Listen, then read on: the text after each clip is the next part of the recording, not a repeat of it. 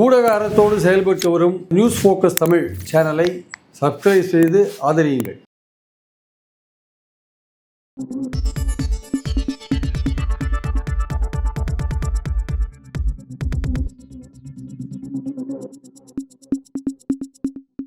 பிரியன் sir வணக்கம். வணக்கம். முடிவுறாத பிரச்சனை மாதிரி பாமகவுடைய அன்புமணி மற்றும் ராமதாஸ் பிரச்சனை போயிட்டு இருக்கு, நீண்ட காலமா போயிட்டு இருக்கு பாக்குறோம். பாமகவுடைய பொதுக்குழு கூட்டுறதை எதிர்த்து ராமதாஸ் வழக்கு தொடுத்தாரு. பட் அவருக்கு எதிராக தான் வழக்கோட முடிவு முடிஞ்சிச்சு அப்படிங்கிறத பார்த்தோம். இன்னைக்கு பொதுக்குழு நடந்து முடிஞ்சிருச்சு. அந்த பொதுக்குழுல ராமதாஸ் எந்த ஒரு விஷயத்தை அதிருப்தியை தெரியப்படுத்தினாரோ அதுக்கு எல்லாமே ஆப்போசிட்டா தான் அங்க எல்லா விஷயம் நடந்து முடிஞ்சிருக்கு. குறிப்பா பாத்தீங்கன்னா தலைவர் அப்படிங்கிற இடத்துல அன்புமணி செயல் தலைவரை மாற்றப்பட்டாரு. தலைவர் அவர் கிடையாது அப்படின்ற மாதிரி நீக்கிட்டாரு. ஆனா இன்னைக்கு அந்த பாமக பொதுக்குழுல மீண்டும் அடுத்த ஒரு ஆண்டுக்கு அன்புமணியே தலைவராக நீட்டிக்கிற மாதிரியான தீர்மானத்தை நிறைவேற்றி இருக்காங்க. பல்வேறு விஷயங்கள் அங்க நடந்து முடிஞ்சிருக்கு. இந்த விஷயத்தை எப்படி பாக்குறீங்க? அதாவது இதுவரையும் கோர்ட்டுக்கு வெளியில நடந்த ஒரு பிரச்சனை இப்போ கோர்ட்டுக்கு போயிருக்கிறத நம்ம பாக்குறோம். நேற்று நீதியரசர் ஆனந்த வெங்கடேஷ் அவர் பங்குக்கு ஒரு முயற்சி பண்ணி பார்த்தாரு, ஒற்றுமை ஏற்படுத்த முடியுமான்னு பார்த்தாரு.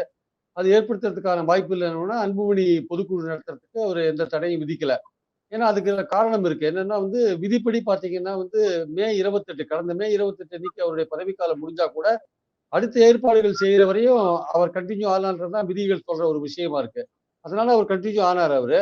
ஸோ அதனால அவர் பொதுக்குழு கூட்டத்துக்கான உரிமை படைச்சிருக்காரு. அதை பாமகவோட விதியில 13 ஒரு எண், அந்த எண்ணில் இருக்கிற விதி என்ன சொல்றதுன்னா, நிறுவனர் அவர் அழைக்கணும், அவர் தலைமையில நடக்கலாம், பட் அவர் வழிகாட்டியா இருக்கலாமே தவிர அவர் டிசிஷன்ஸ் எடுக்கிறதுக்கான உரிமை படைத்தவர் அல்ல. கூட்டுறதுக்கான உரிமை படைத்தவர் அல்லது ஃபைனலா எடுத்த டிசிஷன் அப்ரூவ் பண்றதுக்கான உரிமை படைத்தவர் தலைவர் தான் அப்படின்ற விஷயம் அந்த விதி எண் 13 இருக்கிறதுனால நீதியரசர் வெங்கடேஷ்னால இந்த பொதுக்குழுக்கு தடை போட முடியல. ஸோ இந்த பொதுக்குழு நடந்தது. ஆனா இந்த நடந்திருக்கிற இந்த பொதுக்குழுல இது சட்டபூர்வமாக நடந்தது அல்லன்றது இவருடைய வாதம், டாக்டர் ராமதாஸ் அவர்களின் வாதம். இவங்க சொல்ற வாதம் என்னன்னா, இது சட்டபூர்வமா நடந்த விஷயம் அப்படின்னு இவங்க சொல்ற வாதம். ஸோ இதுல இப்போ இந்த லீகல் பேட்டில் முடியல. இந்த கோர்ட்டுக்கு வெளியில நடந்த விஷயம் இப்போ கோர்ட்டுக்கு உள்ள போயிடுது. இப்போ அடுத்த கட்டமா என்ன பண்ணுவாரு, நேற்று நீதியரசர் ஆனந்த் வெங்கடேஷ் சொன்ன மாதிரி ஹைகோர்ட்ல சிவில் ஜூரிஸ்டிக்ஷனுக்குள்ள போவாங்க. அங்க போயிட்டு கட்சி யாருக்கு சொந்தம்ன்ற லெவல்ல போயிடும். இவர் தனியா பொதுக்குழு நடத்தினாரு, கட்சி எங்கிட்ட தான் இருக்குன்னுவாரு, அவர் கட்சி எங்கிட்ட தான் இருக்கவர், நான் தான் நிறுவனர் அப்படின்னுவாரு. ஸோ இந்த போட்டி போயிட்டு இருக்கோம். இப்போ தேர்தல் கமிஷனுக்கு இதுக்கு போகுமான்னா, இது ஒரு ரெக்கக்னிஷன் அங்கீகாரம் இழந்த ஒரு கட்சியா இருக்கிறதுனால தேர்தல் கமிஷன் தலையிடுமான்றது சந்தேகமா இருக்கு. அப்போ சிவில் கோர்ட் மூலமா தான் தீர்ப்புகள் வரணும். சிவில் கோர்ட்ல ஒன்ஸ் நீங்க போயிட்டீங்கன்னா அது முடியறதுக்கு பல வருஷம் ஆகும். அப்படி இருக்கும்போது நீங்க அடுத்த 26 தேர்தலை சந்திக்கணும். அப்ப அதுக்குள்ள நீங்க ஒன்றுபட வேண்டிய கட்டாயம் இருக்கு. அப்ப நீதிமன்ற போராட்டத்தை கையில் எடுத்தீங்கன்னா, கோர்ட்டு நீங்க கதவை தட்டினீங்கன்னா, வெளியில உங்களுக்கு ஒற்றுமை இல்லை வச்சுக்கோங்க, வெளியிலேயே நீங்க பிரிஞ்சிருந்தீங்கன்னா தேர்தல்ல உங்களுக்கு பின்னடைவை நீங்க சந்திக்க வேண்டிய அவசியம் இருக்கும். கட்சி பிரிஞ்சிருக்கும் போது அது பின்னடைவை சந்திக்க வேண்டிய அவசியம் இருக்கும். சோ இன்னைக்கு நடந்த பொதுக்குழு அன்புமணிக்கு ஒரு வெற்றியா இருந்திருக்கலாம். ஆனால் பாமக தொண்டர்கள் என்ன நினைக்கிறாங்க, கட்சி ஒன்றுபடுத்தி விட்டு ஒரு பொதுக்குழு நடத்தினா நல்லா இருக்குமே, கட்சி பிரிஞ்சிருக்கு, இது மாதிரி பிரிஞ்சிருக்க வேண்டாமே அப்படின்றதான் பாமக உறுப்பினர்களுடைய தொண்டர்களுடைய குரலா இருக்கு. அன்புமணிக்கு தனிப்பட்ட முறையில அப்பாவை எதிர்த்து போட்ட சட்ட போராட்டத்தை தான் வின் பண்ணிட்டோம்னு நினைக்கலாம். ஆனால் உண்மையிலேயே தொண்டர்களுக்கு இது தோல்வியா தான் நான் பாக்குறேன். ஏன்னா அவர்கள் கட்சி ஒற்றுமையை விரும்புறாங்க. தொண்டர்கள் அன்புமணி பக்கம் இருக்காங்க, நிர்வாகிகள் அன்புமணி பக்கம் இருக்காங்க அப்படின்னு சொன்னா கூட டாக்டர் ராமதாஸ் மேலேயும் அவங்க உணர்வு பூர்வமா ஒரு மரியாதை வச்சிருக்காங்க. அதனால அவரையும் நம்ம கைவிட்ட கூடாதுன்னு நினைக்கிறவங்க பாமக நிறைய பேர் இருக்காங்க. ஸோ அன்புமணி அவர்கள் இதை ஒரு வெற்றியா கருதாமல் ஒரு ஒரு உரிய மரியாதையை கொடுத்து அவருக்கு மீண்டும் ஒரு 2 பேரும் சேர்ந்து இயங்கி தேர்தலை நோக்கி போகும்போது ஒரு பலமான ஒரு கட்சியா பாமக போடுமே தவிர இந்த மாதிரி பிரிந்திருந்து ஒரு பலவீனமான கட்சியாக போவது அந்த கட்சிக்கு நல்லதல்ல, அந்த தலைவர்களுக்கும் நல்லதல்ல என்பதுதான் பாமக தொண்டர்களின் குரலாக இருக்கிறது. Right sir. பாமக குரல் என்னங்கிறத நம்ம கவனிச்சோம். ஆனா இன்றைக்கு அந்த பொதுக்குழு நடந்து முடிஞ்சிருக்கு. பொதுக்குழுல பாத்தீங்கன்னா மீண்டும் ஓராண்டுக்கு அன்புமணியை தான் தலைவர் அப்படின்னு அந்த தீர்மானமா இருக்கட்டும், அல்லது பாத்தீங்கன்னா இன்னும் சில முக்கியமான ஒரு விஷயத்தெல்லாம் பேசியிருக்கிறாரு. என்ன சொல்லியிருக்காருன்னா, பாமகவுல இருக்கிற பிரச்சனை, குறிப்பா பாமக வழிநடத்த ராமதாஸுக்கு அந்த கேப்பபிலிட்டி இல்ல, அவர் அந்த தகுதி இழந்துட்டாரு, அதை பத்தி எல்லாம் சில விஷயங்கள் என்னால வெளியில ஓப்பனா பேச முடியாது அப்படின்றதெல்லாம் தெரியப்படுத்திருக்கிறார் அந்த மேடையில. எப்படி பாக்குறீங்க? அதாவது நான் ஏற்கனவே சொன்ன மாதிரி அடுத்த பொதுக்குழுல தலைவர் தேர்ந்தெடுக்கிற வரையும் அந்த அரேஞ்ச்மெண்ட் நடக்கிற வரையும் இருக்கிற தலைவர் கண்டினியூ ஆவார்ன்றதுதான் பொதுவான நீதி. இது எல்லா கட்சிக்கும் அப்ளை ஆகும். தேர்தல் இப்போ ஜேபி நட்டா எப்படி கண்டினியூ ஆறாரு, அவருக்கு பதவி காலம் 23லயே முடிஞ்சு போச்சு. அவர் இன்னும் தலைவரா கன்டின்யூ பண்ணிட்டு இருக்காருல்ல. அது மாதிரிதான் இங்கேயுமே. சோ இவர் தலைவரா கன்டின்யூ பண்ணிட்டு இருக்காரு. அத வந்து இன்னும் 1 வருஷத்துக்கு எக்ஸ்டெண்ட் பண்ணிருக்காங்க. அதுவே வந்து அன்புமணி பண்ண ஒரு நல்ல விஷயம் நினைக்கிறேன். அவர் நினைச்சிருந்தாருன்னா, இன்னைக்கு பொதுக்குழுல அவரை மீண்டும் தலைவரா தேர்ந்தெடுக்கிறதுக்கான வாய்ப்புகள் இருக்கு. ஆனா அத பண்ணாம என்ன பண்ணிட்டாரு, 1 வருஷம் மட்டுமே எக்ஸ்டென்ஷன் குடுத்துட்டாரு. அடுத்த ஆகஸ்ட் வரையும். ப்ராபபிலி அவர் என்ன நினைச்சிருப்பாரு, இது வந்து ஒரு சமரசத்துக்கான ஒரு ஒரு ஒரு குறியீடா நான் பார்க்கிறேன் ஆக்சுவலா. நான் வந்து என்ன மறுபடியும் தலைவரா தேர்ந்தெடுத்துக்கல. நான் என்ன மட்டும் எக்ஸ்டெண்ட் மட்டும் பண்ணிட்டு இருக்கேன். ஸோ இன்னும் ஒரு வாய்ப்பு இருக்கு. சேர்றதுக்கான வாய்ப்பு இருக்கு. அதனால நம்ம ஒன்று சேர்றது பெட்டர்ன்னு அன்புமணியே நினைக்கிறாருன்னு தான் நான் நினைக்கிறேன் ஆக்சுவலா. இல்லாட்டி அவர் தன்னை தலைவரா தேர்ந்தெடுத்திருக்கலாம். தேர்ந்தெடுத்திருக்கலாம். அதற்கான வாய்ப்புகள் இருந்தது ஆக்சுவலா. பொதுக்குழுல வாய்ப்புகள் இருந்தது. அது அவர் பண்ணாததன் மூலமாக, இந்த எக்ஸிஸ்டிங் அரேஞ்ச்மெண்ட்ட கன்டின்யூ பண்றதன் மூலமாக, டாக்டர் ராமதாஸ் அவர்களோடு மீண்டும் ஒரு கைகுலுக்குவதற்கான வாய்ப்ப வந்து அவரு அன்புமணி திறந்து வச்சிருக்காருன்னு தான் என்னுடைய கருத்து ஆக்சுவலா. இல்ல சார். அது புரிஞ்சுக்க முடியுது சார். ஏன்னா வந்து அவங்க யாருமே கூட இவ்வளவு பிரச்சனைக்கு அப்புறம் வந்து ராமதாஸ விமர்சனம் பண்றதில்ல. ராமதாஸ வந்து அன்புமணி முதற்கொண்டு எல்லாருமே சரி, ஒரு சாஃப்ட் கார்னர் தான் எடுக்குறாங்க. ஏன்னா அவர விமர்சனம் பண்ணிட்டு உங்களால அரசு செய்ய முடியாதுங்கிற நெருக்கடி இருக்கு. அத செய்யல. இப்ப எல்லா இடத்துலயும் பார்த்தீங்கன்னா ரொம்ப புகழ்றது, அவர் இங்க இல்ல, பட் அவரோட எண்ணத்தோட தான் அங்க இங்க இருக்கோம். அப்படின்ற மாரி அவருக்கு ரொம்ப உணர்வுபூர்வமான மரியாதை தெரியப்படுத்துறது எல்லாமே அந்த பொதுக்குழுல இருக்கு. அவர் வந்து யாருமே பாமகவோட ராமதாஸ ஃபைட் பண்றல அப்படிங்கிறது கிளியர். ஆனா இன்னொரு விஷயம் சொல்றாருல்ல. அதாவது பாமக வழிநடத்தக்கூடிய இந்த கேப்பபிலிட்டிய ராமதாஸ் இழந்துட்டாரு. அதுல சில விஷயங்கள்லாம் இருக்கு. எல்லாத்தையும் என்னால வெளிப்படையா சொல்ல முடியாது. அப்படின்னு அவர் பேசக்கூடிய அந்த டோன், அந்த விஷயங்கள்லாம் எத உணர்த்துது? ராமதாஸுக்கு வந்து அந்த அந்த தலைமை பண்பு இல்ல, அவர்ட்ட அந்த கேப்பபிலிட்டி இல்லன்னு சொல்றது வந்து அவருடைய ஒரு விஷயத்துக்கு வந்து ஒரு களங்கம் கற்பிக்கிற மாரி இருக்கு இல்லையா? அத எப்படி நீங்க பார்க்குறீங்க? அதாவது ராமதாஸ் வந்து அன்புமணிய பார்த்து அவருக்கு தலைமை பண்பு இல்லன்னு முதல்ல ஒரு தடவ சொன்னார். ம். குரு பத்தின விஷயம் வரும்போது அவர் சொன்னார் ஆக்சுவலா. இப்போ வந்து அன்புமணி அவர்கள் ராமதாஸ பார்த்து தலைமை பண்பு இல்ல, வழிநடத்துற கெப்பாசிட்டி அவர் இழந்துட்டார் அப்படின்றார். அதுக்கு காரணம் கடந்த 2, 3 மாசமா நடந்துட்டு இருக்கிற விஷயங்கள் தான் பார்க்கலாம். நீங்க ராமதாஸ் அவர்கள் பேசுறத பார்த்தீங்கன்னா, ஒரு கட்டத்துல வந்து அன்புமணி 76ல சிஎம் ஆக்கணும்னு பேசுறாரு. அடுத்த நாளே அன்புமணி மேல பெரிய குற்றச்சாட்டுகளை வீசுறாரு. அதுக்கப்புறம் என்ன பண்றாரு, நல்லதே நடக்கும் அப்படின்னு சொல்றாரு. அப்புறம் வந்து எதையுமே இப்ப ரூல் அவுட் பண்ண முடியாது. என்ன வேணா நடக்கும். என்னதான் நடக்கும் நடக்கட்டும் என்று பாடிட்டு போறாரு ஆக்சுவலா. அவர பொறுத்தமட்டும் ஒரு ஸ்திரமான மைண்ட்ல வந்து ஃபைட் பண்றாரான்றது எனக்கு கொஞ்சம் டவுட்டா இருக்கு. கடைசியில பார்த்தீங்கன்னா, பர்சனலா அட்டாக் மாரி போயிடுச்சு ஆக்சுவலா. ரொம்ப பர்சனல் அட்டாக் மாரி போயி, என்ன வந்து நீங்க உளவு பார்க்குறீங்கன்ற அளவுக்கு நிலைமை போயிடுச்சு. அன்புமணி என்ன உளவு பார்க்கிறார் அப்படின்ற அளவுக்கு நிலைமை போயி, அந்த அளவுக்கு பிரிவு போயிடுச்சு ஆக்சுவலா. அது வந்து சின்ன பிரச்சனையா ஆரம்பிச்சது வந்து, ஒரு கீறலா ஆரம்பிச்சது பள்ளமா மாறிடுச்சு ஆக்சுவலா. முகுந்தனுக்கு பதவி குடுக்கணுமா வேண்டாமா? அத டிலே பண்ணலாம். அத கொஞ்சம் டிலே பண்ணலாம். இப்ப குடுக்கலான்றது ராமதாஸ். அன்புமணி சொல்றாரு வேண்டாங்க கொஞ்சம் பார்க்கலாம். கொஞ்ச நாள் கழிச்சு பார்க்கலாம். இதுதான் விஷயங்க. இது அவர் பொண்ணோட பையனுக்கான அந்த தேவைய வந்து ராமதாஸ் நிறைவேற்ற பார்க்கிறாரு. இவர் கொஞ்சம் நாளாகட்டும்னு சொல்றாரு. அப்ப அவங்க கேட்கறாங்க, "உங்க ஒய்ஃப நீங்க கொண்டு வரீங்களே, உங்க டாட்டர கொண்டு வரீங்களே" அப்படின்னு அவங்க கேட்கறாங்க. ஸோ இதுல குடும்ப பிரச்சனைய சமாளிக்க வேண்டிய லெவல்ல இருக்காரு. நேத்து அந்த ஆனந்த வெங்கடேஷ் நீதியரசர் சொன்ன மாரி, இது ஒரு ஈகோ கிளாஷா இருக்கு. ஸோ இந்த ஈகோ கிளாஷ்ல அவர் வந்து ஒரு மத்தியஸ்தம் பண்றதுக்கு விரும்பினார்ன்றது கொஞ்சம் கேள்விக்குறியான ஒரு விஷயம். ஒரு நீதிபதி அதை எடுத்துக்கலாமான்றது ஒரு கேள்விக்குறியான விஷயம். அதனால அவர் சொல்ல வந்த விஷயம் என்னன்னா, ஈகோ கிளாஷ்ல தான் இது ஓடிட்டு இருக்கு அப்படின்னா, குடும்பத் தலைவர் வந்து குடும்பத்துல ஒரு சண்டைன்னா, அவர் சண்டைய தீர்த்து வைப்பாரு. ஆனா இங்க வந்து குடும்பத் தலைவரே வந்து சண்டையில ஒரு பார்ட்டியா இருக்காரு ஆக்சுவலா. அதனால சண்டை தீர மாட்டேங்குது. அவங்க 2 பேருக்குள்ள இருக்கிற சண்டைய தீர்க்கறதுக்கான ஒரு டால் ஃபிகர் வந்து பாமகல இல்ல. அதுதான் உண்மை. பாஜகவும் அது உள்ள பூந்து அதிமுகல உள்ள பூந்து குழப்பம் பண்ண மாரி, பாஜகவும் வந்து ட்ரை பண்ணி பார்த்தாங்க. குருமூர்த்தி மூலமா ட்ரை பண்ணி பார்த்தாங்க. ஒண்ணும் அது நடக்கல. அவரு ரொம்ப தெளிவா இருக்காரு. யாரு ராமதாஸ் என்ன சொல்றாரு, அடுத்த எலக்ஷனுக்கு அப்புறம் அன்புமணி தானே தலைவர் அப்படின்னு சொல்றாரு ஒரு நாளைக்கு. அதுக்கு அடுத்து கொஞ்ச நாள் கழிச்சு, இல்ல இல்ல நான் சாகுற வரையும் நான் தான் தலைவர். எனக்கு அப்புறம் தான் ம். அன்புமணி தலைவர் அப்படின்றாரு. அப்போ ராமதாஸுடைய பேச்சுல வந்து பலவிதமான மாற்றங்கள் இருக்கு. ஒரு நாள் ஒண்ணு பேசுறாரு, இன்னொரு நாள் இன்னொன்னு பேசுறாரு. அத வச்சுதான் வந்து அன்புமணி சொல்லியிருக்கலாம். அவர் வழிகாட்டுற அந்த தலைமை பண்பை இழந்துட்டாரு அப்படின்னு சொல்லலாம். ஆனா அதுக்குன்னு ஒரேடியா வந்து ராமதாஸ் நம்ம அப்படியெல்லாம் ஒரு முத்திரை குத்தி ஓரங்கட்ட முடியாது. ஸோ அவர் வந்து அவருக்கும் வந்து ஒரு குழப்பத்துல தான் இருக்காரு. அவர் வந்து அ எனக்கு தெரிஞ்சு வந்து அவர் சுயமான ஒரு முடிவுகள்ல செயல்படுறாருன்னு எனக்கு சந்தேகமா இருக்கு. அவருக்கு ஏதோ ஒரு அழுத்தம் இருக்குன்னு நான் நினைக்கிறேன் ஆக்சுவலா. ஆனால் அந்த அழுத்தத்துல தான் அந்த குழப்பம்லாம் வரத நான் பார்க்கிறேன் ஆக்சுவலா. அதனால வந்து இல்ல அந்த அழுத்தத்தை மீறி அவர் செயல்பட்டாருன்னா, அன்புமணியோட ஒரு சமாதானத்துக்கு போறதுக்கான வாய்ப்புகள் இருக்கு. அத அவர் செய்யணும்னு தான் பாமக தொண்டரோட எதிர்பார்ப்பா இருக்கு ஆக்சுவலா. இல்ல சார். இப்ப வந்து ராமதாஸ், அன்புமணி இந்த கான்ஃப்ளிக்ட்ல அன்புமணிக்கு ஒரு அழுத்தம் வந்து குடுக்கப்படுது. அந்த அழுத்தத்துக்கு பின்னாடி பாஜக இருக்குன்னு பரவலா ஒரு செய்திகள் சொல்லப்படுது ஒரு பக்கம். ஆனா நீங்க என்னன்னா ராமதாஸ்க்கு ஒரு அழுத்தம் குடுக்கப்படுதுன்னு சொல்றீங்க. ராமதாஸ்க்கு அழுத்தம்னா எங்க இருந்து வரும்? அது எப்படி குடுக்கப்படுது? நீங்க எப்படி பார்க்குறீங்க அத? இல்ல அத நம்ம இப்போ ஓப்பனா சொல்லக்கூடிய அளவுக்கு இல்ல. பாமக தொண்டர்கள்ட்ட, நிர்வாகிகள்ட்ட எல்லாம் பேசும்போது, அவருக்கு ஏதோ வெளிப்புறத்திலேருந்து ஏதோ ஒரு அழுத்தம் வருது சார். குடும்பத்துல அவங்க டாக்டர்ஸ் ஒரு அழுத்தம் குடுக்குறாங்க. அது வேற விஷயம். வேறு பல அழுத்தங்களுக்கும் அவர் ஆளாயிருக்காரு அப்படின்றது பாமக நிர்வாகிகள் சொல்ற விஷயம். நிச்சயமாக வந்து அவருக்கு என்னன்னா, அவருடைய ஒரு முக்கியமான விஷயம் என்னன்னா, ஒரு கூட்டணி ஒரு கட்சிக்கு தலைவரா இருந்தா, ஒரு கூட்டணிக்கு தலைமை தாங்குற கட்சிகிட்ட கூட்டணிய பத்தி பேசி அதிக இடங்கள் வாங்கி, இந்த அதிக இடங்களுக்கான தேர்தல் செலவு போன்ற விஷயங்கள்லாம் கையாள வேண்டிய அவசியம் வந்து தலைவருக்கு வரும். அந்த தலைமை பொறுப்புல இருந்தா நமக்கு அந்த வாய்ப்புகள் வரும்னு அவர் நினைக்கிறார். அந்த ஃபண்ட்ஸ் எல்லாம் ஹேண்டில் பண்ற வேண்டிய பொறுப்பெல்லாம் அவருக்கு வந்து சேரும். அது இப்போ தங்கிட்டேருந்து அன்புமணி கிட்ட மாறுறது பார்க்கும்போது அவருக்கு கொஞ்சம் கஷ்டமா இருக்கு. ஆனால் அடிப்படையான விஷயம் என்னன்னா, நீங்க 22ல அவருக்கு தலைமை பொறுப்ப குடுத்தீங்க. நீங்க அப்பவே நீங்க அவருக்கு குடுக்காத இருந்திருக்கணும். நீங்களே நான் தான் சாகுற வரையும் நிரந்தர தலைவர் நான் தான் சொல்லிட்டு நீங்க போயிருந்தீங்கன்னா, யாரும் அன்புமணியே உங்கள கேள்வி கேட்டுருக்க மாட்டாரு. உங்களுக்கு கீழ வொர்க் பண்ணியிருப்பாரு. நீங்க அவருக்கு ஒரு பொறுப்ப குடுத்துட்டீங்க. பொறுப்ப குடுத்துட்டு நீங்க அடிக்கடி குறுக்கீடு வேற செய்றீங்க. பாமகல இருக்கிறவங்கலாம் அடுத்த தலைமுறை தலைவரா அன்புமணிய பார்க்குறாங்க. அப்படி இருக்கும்போது அவரு பின்னாடி அணிவகுக்க விரும்புறாங்க. நீங்க நடுவுல குறுக்க புகுந்து உங்க விருப்பங்கள நீங்க தெரிவிக்கிறீங்க. உண்மையிலேயே நீங்க வந்து இறுதி வரையும் நீங்க தான் தலைவர்ன்றது உங்களுக்கு ஒரு ஆசையா இருந்தா, நீங்களே 22 அன்புமணிய தேர்ந்தெடுத்துக்க வேண்டாமே! நீங்க செயல் தலைவராவே அவர போட்டுக்கலாமே! இப்ப நீங்க சொல்றத நீங்க அப்பவே சொல்லியிருந்தீங்கன்னா, இந்த குழப்பம்லாம் பாமகல வந்திருக்காதுல்ல.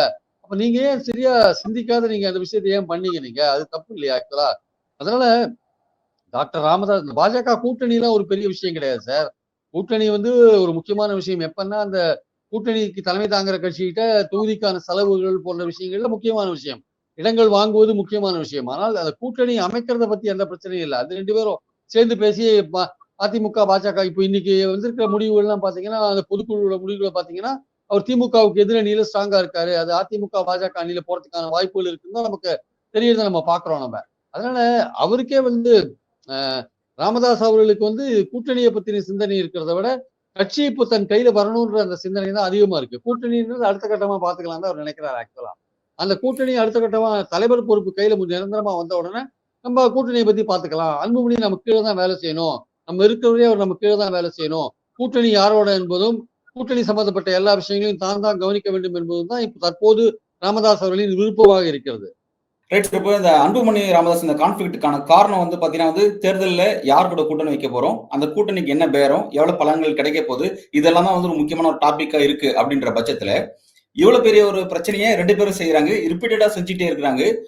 இதனால வந்து என்னன்னா, நாளைக்கு அவங்க கூட்டணியோட பேரமே பெரிய அளவுல பாதிக்கப்பட போகுது. ஏன்னா, இவ்வளவு பலவீனமா இருக்கும் பொழுது வந்து எந்த அணிக்கு போனாலுமே வந்து நாளைக்கு அவங்களோட வாக்கு வங்கி இழக்கிறாங்க. இப்போ இப்படி இப்படி பண்ணிட்டீங்களேப்பா, எப்படிப்பா உங்களோட வாக்கு வங்கி இருக்கும் அப்படின்ற மாரி, அது வந்து பெரிய அளவு டிஸ்டர்ப் ஆயிருக்கு அப்படின்றத புரிஞ்சுக்க முடியுது.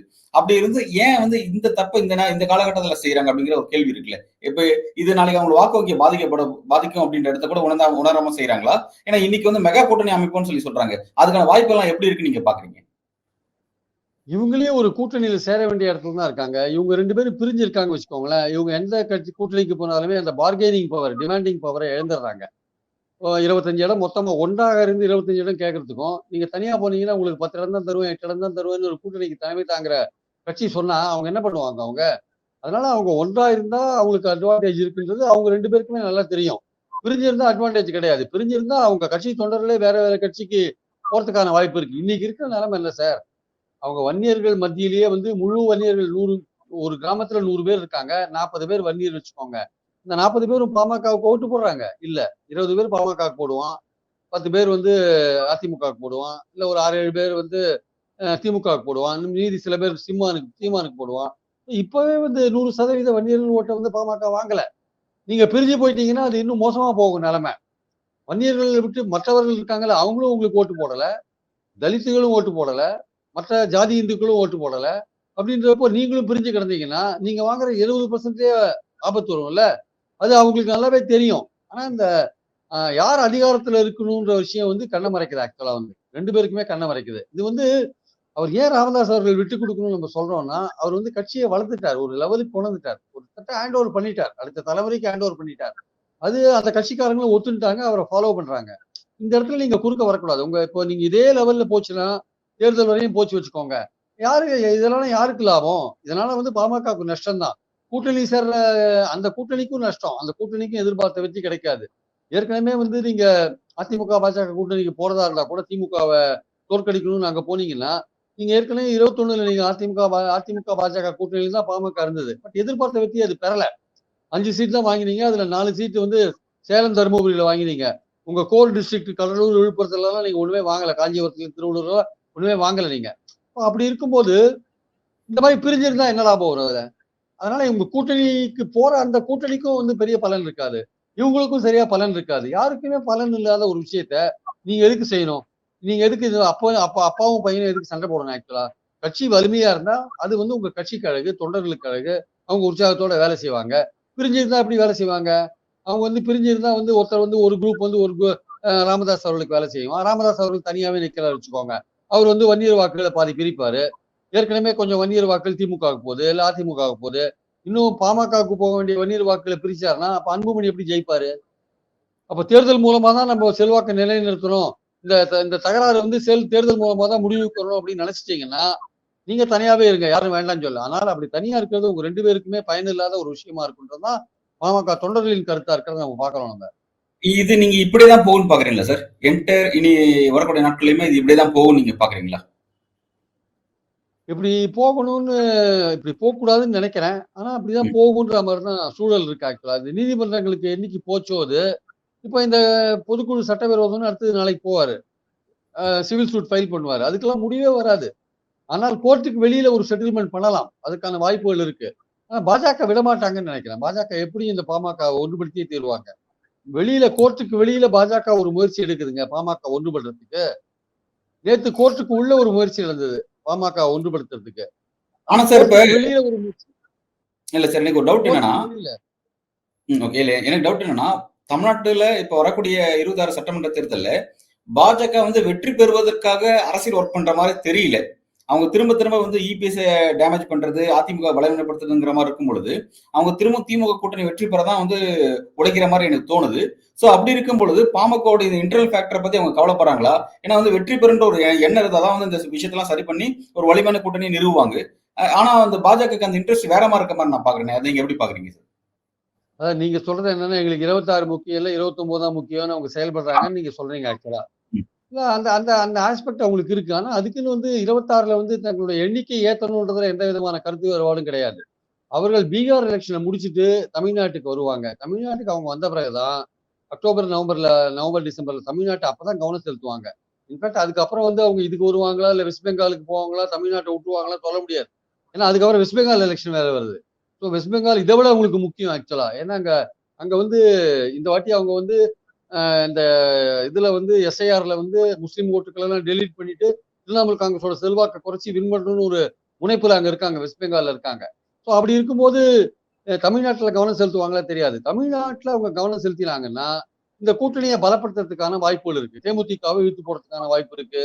அதே மாதிரி பாமகவை ஒன்றுபடுத்தி இழுக்கிறதுக்கான வாய்ப்பு இருக்கு. அது குருமூர்த்தி ட்ரை பண்ணார். குருமூர்த்தி கொஞ்ச நாளைக்கு முன்னாடி ட்ரை பண்ணி பார்த்தார்ல. அதனால தொடர்ந்து அவங்க ட்ரை பண்ணுவாங்க. கோர்ட் இன்னும் கூட அவங்க ட்ரை பண்ணிட்டு தான் இருக்காங்க. அதனாலதான் சொல்றேன் கோர்ட்டுக்கு வெளியில பாஜக வந்து பாமக ஒன்றுபடுத்த ட்ரை பண்றாங்க. கோர்ட்டுக்கு உள்ள ஒரு முயற்சி நடக்குது. அந்த கட்சியை ஒன்றுபடுத்த முடியுமான்ட்டு. 2 எஃபர்ட்டும் இதுவரையும் ஃபெயில் ஆயிடுச்சு. 2 சைடுல 2 எஃபர்ட்டும் ஃபெயில் ஆயிடுச்சு. கோர்ட் ஏன் இந்த வேலையை பண்ணணும்னு ஒரு கேள்வியை கேட்கறாங்க. அந்த கேள்வியில கொஞ்சம் நியாயம் இருக்கிற மாதிரியும் நான் உணர்றேன். ஏன்னா கோர்ட்டுக்கு வந்து கட்சியோட விதிகளை பார்த்து தீர்மானிக்கணும். இல்ல சட்டத்தின் அடிப்படையில பார்த்து தீர்மானிக்கணும். கோர்ட் வந்து 2 பேரும் ஒண்ணு சேரணும், தனியா ரூமுக்கு வாங்க அப்படின்ற அந்த விஷயம் இருக்குல்ல, பேசுங்கன்னா அது ரொம்ப அது விவரமா இருக்கு. கொஞ்சம் இதுக்கு முன்னாடி நடந்திராத ஒரு விஷயமா இருக்கு. கொஞ்சம் விசித்திரமான விஷயமா இருக்கு. ஆனால் சரி ஒரு நல்ல விஷயம் பண்றாங்களேன்னு பாமக தொண்டர்கள் சந்தோஷப்பட்டாங்க. கடைசியில அதுவும் நடக்காத போச்சு. வெளியில பாஜக ட்ரை பண்ற விஷயமும் நடக்காத போச்சு. குருமூர்த்தி பல்வேறு விதமான முயற்சிகள் பண்ணாரு. அந்த பல்வேறு கோர்ட்ல போட்டுக்கோங்க. அந்த பல்வேறு ம். விதமான முயற்சிகள்ல அது எதுவுமே நடக்காத போனதை நம்ம பார்க்கிறோம் நம்ம. சோ இந்த மாதிரி இருக்கிறப்போ இவங்க 2 பேர் இந்த சர்ச்சையை தீர்த்து வைக்கிற விஷயத்த முடிவுக்கு கொண்டு வர்றது வந்து அன்புமணி கையிலையும் ராமதாஸ் கையிலையும் தான் சார் இருக்கு. அவர்கள் எந்த சார் விதமான எக்ஸ்டர்னல் பிரச்சனைக்கும் ஆளாகாம தனியா சுயமா சிந்திச்சாங்கன்னா அது ஒரே நாள்ல 1 மணி நேரத்துல தீர வேண்டிய பிரச்சனை என்பது என்னுடைய கருத்து. சார் எனக்கு ஒரு முக்கியமான சந்தேகம் என்ன அப்படின்னா, இப்ப ராமதாஸ் அவர்கள் சில பலன்களை கணக்கு போறாரு. இதெல்லாம் இந்த பலன்கள் நம்ம தலைமையா நடக்கணும். நமக்கு அந்த பலன்கள் வரணும். அது அன்புமணிக்கு போகிறது வேண்டாம். நமக்கு வரணும் அப்படிங்கிறது ஆசைப்படுறாரு.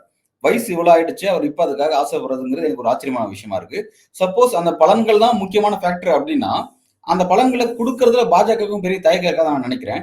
அப்படி இருக்கும் பொழுது கூட பாஜக ஏன் ராமதாஸை கன்வின்ஸ் பண்ண முடியல இந்த விஷயத்துல? ஏன் இவ்வளவு நாள் போயிட்டு இல்ல, இருக்கு? இல்ல. இல்ல அதான் நான் தேர்தல் நெருக்கத்துல அவங்க பண்ணுவாங்க சார். அவங்க விட்டுறல. ஃபுல்லா கை விட்டுறல. இந்த ஒற்றுமையை வந்து அவங்க ஸ்டில் ட்ரை பண்ணி தான் இருக்காங்க. அவங்க ப்ராபபிலி அக்டோபர் மாசத்துக்கு அப்புறம் பீகார் எலெக்ஷன்ஸ்க்கு அப்புறம் வந்து ட்ரை பண்ணுவாங்க. இல்ல இன்னும் 2 மாசத்துக்கு கழிச்சு அமித்ஷா சென்னைக்கு வரும்போது கூட ட்ரை பண்ணுவார். அவருடைய சொல்ல முடியாது. அவங்க ரொம்ப ஏன்னா அவங்களோட கூட்டணி பலமா இல்ல. அதிமுக பாஜக கூட்டணி அமைஞ்சு 3 மாசம் ஆச்சு, ஒருத்தரும் அந்த சைடே போக மாட்டேன்றாங்கல்ல. அவங்களுக்கு பலவீனமா இருக்கு இல்லையா? தேமுதிக போய் திமுகவோட கான்டாக்ட்ல இருக்காங்க. ஓபிஎஸ் பிரிஞ்சு போய் என்டிஏல இருந்து பிரிஞ்சு போய் திமுக சந்திக்கிறாரு, தலைவரை ஸ்டாலினை சந்திக்கிறாரு. இந்த மாதிரிலாம் இருக்கிறப்ப அவங்க கூட்டணி பலவீனம் ஆயிட்டே இருக்கு. மக்கள் பார்வையில அதிமுக பாஜக கூட்டணி பலவீனம் ஆயிட்டு இருக்கு. அப்ப அங்க ஏதாவது ஒரு கட்சி இணைந்தா பெட்டர்னு நினைக்கிறாங்க. அது வந்து பாமக ஒன்றுபட்டு இருந்த பாமக இணைந்தா அது பெட்டர், இன்னும் வலிமையை கூட்டும், மக்கள் பார்வையில வந்து இந்த கூட்டணி வந்து பலமா வந்திருக்குன்னு சொல்லும் அப்படின்ற மாதிரியான ஒரு செய்தியை வந்து கம்யூனிகேட் பண்ண பாக்குறாங்க. ஆனா அது நடக்க மாட்டேங்குது. அப்போ அதனால அதிமுகவும் விரும்புது, அதிமுகவும் விரும்புது, பாஜகவும் விரும்புது. ஸோ அவங்க தொடர்ந்து அவங்க முயற்சியை ஈடுபட்டு தான் இருக்காங்க. அந்த முயற்சியோட ஒரு பகுதியா தான் பல்வேறு மட்டங்கள்ல பல்வேறு விஷயங்கள் நடக்கிறத நம்ம பாக்குறோம் நம்ம. ஸோ அதனால வந்து முற்றிலும் கைவிடல அதிமுகவும் பாஜகவும் பாமகவை ஒன்றுபடுத்துற விஷயத்துல, ஒன்றுபடுத்தி அவங்க கூட்டணியில கொண்டு வரணுன்ற விஷயத்துல முழுசா முனைப்போட தான் இருக்காங்க. அவங்க பல்வேறு விதமான ரகசிய சந்திப்புகள், பேச்சுவார்த்தைகள் எவ்ரிதிங் போயின்னு தான் இருக்கு. அதான் ஏதோ ஒரு கட்டத்துல ஒரு ஒரு டேர்னிங் நடக்கும்னு நினைக்கிறேன். ஒரு திருப்புமுனை வரும்னு தான் நான் நினைக்கிறேன். ஆனா வராத போச்சுன்னா அது பாமகவுக்கு பெரிய நஷ்டம் மட்டுமல்ல, பாமக அந்த 2 பிரிவுகள் யார் கூட கூட்டணி சேருதோ அவங்களுக்கும் பெரிய நஷ்டம். தனியா போனாலும் நஷ்டம், கூட்டணியா சேர்ந்தாலும் நஷ்டம். யாருக்குமே உதவியா இருக்காது. அந்த கட்சி ரொம்ப பின்னடைவை சந்திக்கும் ஆக்சுவலா. Right sir. என்னோட நிறைவு கேள்வி என்னன்னா, இந்த அன்புமணி ராமதாஸ் இந்த விவகாரத்தை, அந்த பிரச்சனையை சமாதானப்படுத்துற அந்த முயற்சியில பாஜக ஒருவேளை தோல்வி அடைஞ்சிட்டாங்கன்னு வச்சுப்போமே. அப்ப இதோடைய பலன்கள் யாருக்கு, எந்த கட்சிக்கு? நாளைக்கு இவங்க எப்படி போய் அணி அமைக்க போறாங்க? அது யாருக்கு பலன் அமையும் நீங்க பாக்குறீங்க? இதனால தமிழக அரசியல அந்த மாற்றம் எப்படி இருக்குன்னு நீங்க பாக்குறீங்க? இல்ல இந்த 26 தேர்தல் வந்து கொஞ்சம் வித்தியாசமான தேர்தல் சார். இதுல வந்து திமுகவை தோற்கடிக்கணும்னு அதிமுக, பாஜக சொல்லி திமுகவை எதிர்ப்பவர்கள்லாம் என் பின்னாடி வாங்க, என் பின்னாடி வாங்க அப்படின்னு சொல்றாங்களே தவிர யாருமே அவங்க கிட்ட போக மாட்டேன்றாங்க. ஏன்னா இதுல ஒவ்வொருத்தருக்கும் ஒரு நோக்கம் இருக்கு. என்னன்னு பாத்தீங்கன்னா, பன்னீர்செல்வத்துக்கு இபிஎஸ் வீழ்த்தணும்னு ஒரு நோக்கம் இருக்கு. திமுக வீழ்த்தணுன்றதோட இபிஎஸ் வீழ்த்தணும். ஏன்னா இபிஎஸ் பலம் பெற்றாருன்னா ஓபிஎஸ்க்கு அரசியல் எதிர்காலம் அடிபடும். அதுக்கு அடுத்தது பாத்தீங்கன்னா வந்து சீமானுக்கு ஒரு எண்ணம் இருக்கு. சீமானுக்கு என்னன்னா தன்னை விட வந்து விஜய் குறைவான ஓட்டு வாங்கணும், தன்னை விட செல்வாக்கு பெற்றவரா மாறக்கூடாது அப்படின்ற எண்ணத்துல அவர் இருக்காரு. அந்த விஜய் வந்து இறுதி கட்டத்துல பலமா வராருன்னு தெரிஞ்சதுன்னா சீமானே வந்து அதிமுக பாஜக கூட்டணிக்கு போறதுக்கான வாய்ப்புகளை வந்து நம்ம ஒதுக்கி தள்ள முடியாது. அந்த மாதிரி இருக்கும்பொழுது இந்த இந்த ஒவ்வொருத்தருக்கும் ஒரு நோக்கம் இருக்கிறத நம்ம பார்க்கணும். சீமானுக்கு ஒரு நோக்கம் இருக்கு, ஓபிஎஸ்க்கு ஒரு நோக்கம் இருக்கு, தேமுதிகவுக்கு ஒரு நோக்கம் இருக்கு. எல்லாருமே வந்து ஆஹ் தேமுதிக விட்டுருங்க, மத்த ஓபிஎஸ்க்கோ இவங்களுக்கோ வந்து அதிமுக ஓபிஎஸ்க்கோ அல்ல சீமானுக்கோ அதிமுகவை தோக்கடிக்கணும், திமுகவை தோக்கடிக்கணும்ன்றதை விட தங்களுக்கான அந்த அரசியலை வந்து ஸ்திரப்படுத்திக்கணும் அப்படின்ற ஒரு எண்ணம் ஜாஸ்தியா இருக்கிறத நம்ம பாக்குறோம் நம்ம. சோ இந்த சூழல்ல தான் வந்து இந்த தேர்தல் போயிட்டு இருக்கு. அப்போ ராமதாஸ்க்கு என்ன எண்ணமா இருக்கும்? அன்புமணியோட தான் செல்வாக்கு படைத்தவர்னு காமிக்க வேண்டிய ஒரு அவசியம் வரும். அப்ப திமுக எதிர்ப்புன்றது வந்து அங்க வந்து அடிபட்டு போயிடும். இவர் போய் திமுகல சேர்றாரு வச்சுக்கோங்களேன். திமுக இவர் எதிர்பார்க்கல. ராமதாஸ் போய் இவர் வந்து அன்புமணி ஒரு ஸ்டாண்ட் எடுத்துட்டாரு. அவர் திமுகவுக்கு எதிரான ஸ்டாண்ட்ல தான் இருப்பார். ராமதாஸ் வந்து திமுக ஆதரவான ஸ்டாண்டு, திமுக போறாரு வச்சுக்கோங்க. திமுக அவர் ஏத்துப்பாங்களான்னு டவுட். திமுக மேக்சிமம் என்ன நினைப்பாங்க? நீ தனியாவே போட்டி போடுங்க சார், நீங்க தனியாவே போட்டி போடுங்க, உங்களுக்கு தேவையான விஷயங்களை நாங்க பாத்துக்கிறோம், தனியாவே போட்டி போடுங்க அப்படின்னு சொல்லுவாங்க வச்சுக்கோங்க. ஏன்னா அவரை சேர்த்துட்டா திரும்ப அப்ஜெக்ட் பண்ணுவாரு. அது ஒரு பாயிண்ட் இருக்கு.